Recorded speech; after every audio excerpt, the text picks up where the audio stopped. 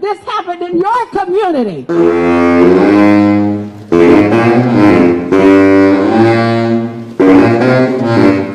Happened in San Diego,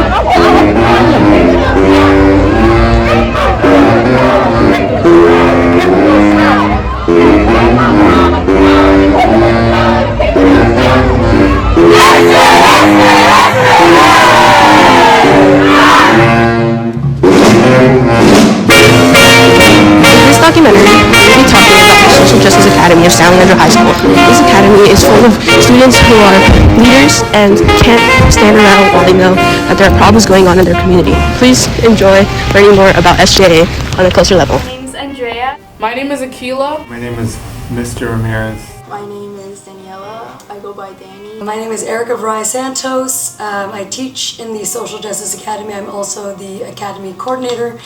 I've been at San Leandro High for the past 18 years. I think that texts such as literature or novels can promote social change by challenging the status quo. A lot of the reasons why books are one of the first things to be banned is because they can educate people. The literature piece is key because it offers us different storylines. Well, what are the stories that are being told? Because even being represented is one thing, just seeing someone who looks like you, but is it perpetuating harmful stereotypes, right? Is it actually representing our story well?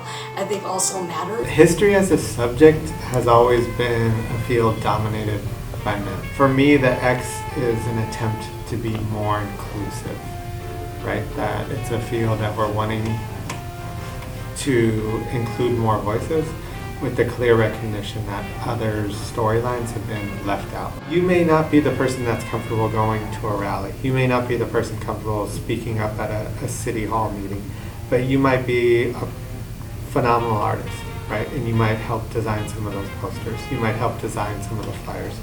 Or you might push forward on a story that you're wanting to tell through your artwork.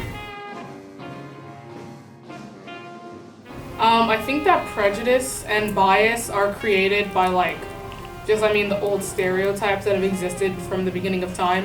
In general, prejudice is created by the institutions, the laws, the policies, the practices that we've been kind of reared or raised in or under. I feel like they make me more aware of how people are often judged before being understood, and it pushes me to question stereotypes instead of accepting them and to treat people as individuals.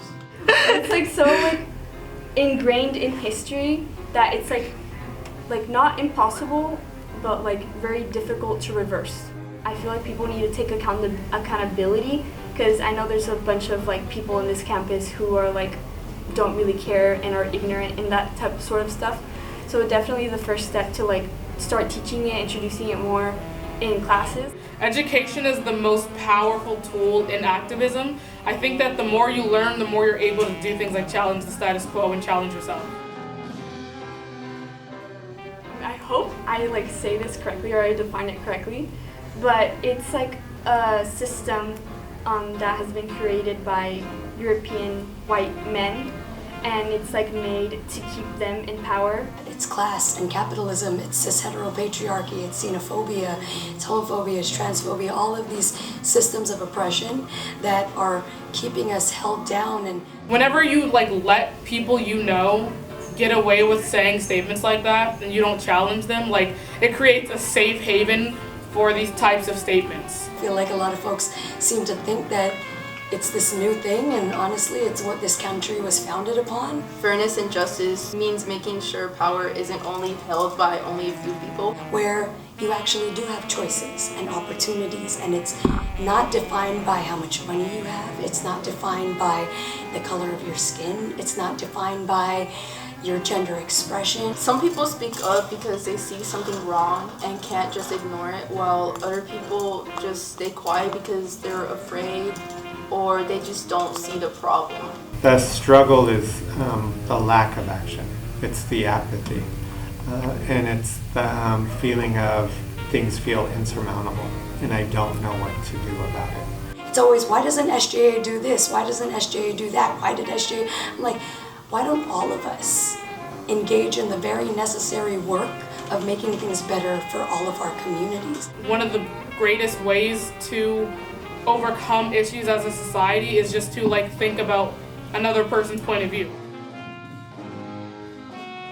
Like, you could just feel the sense of community here. In my SJA classes, I actually feel engaged. I feel like I'm learning things that everyone should know, and I feel like what I'm learning is precious knowledge. It's like such like a tight-knit family. So when folks walk by my room and they're like, they're so loud in there, I'm like, because that's what family sounds like, that's what community sounds like, and I wouldn't have it any other way. As much as I feel like, I have the title of being a teacher, they teach me things every day. The kids teach me things.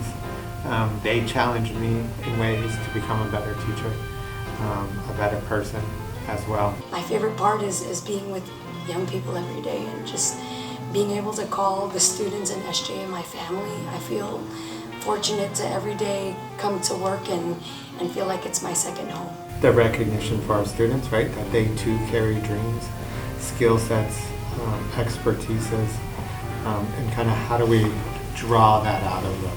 Ethnic studies and social justice education, what it did for me, I wanted to do it. I wanted to provide that for the generations that came after me. Right, but to be in that setting with the students, right, and just connecting with the kids and the relationships is always key. And so, in so many words, it was ethnic studies and being exposed to it at an early age.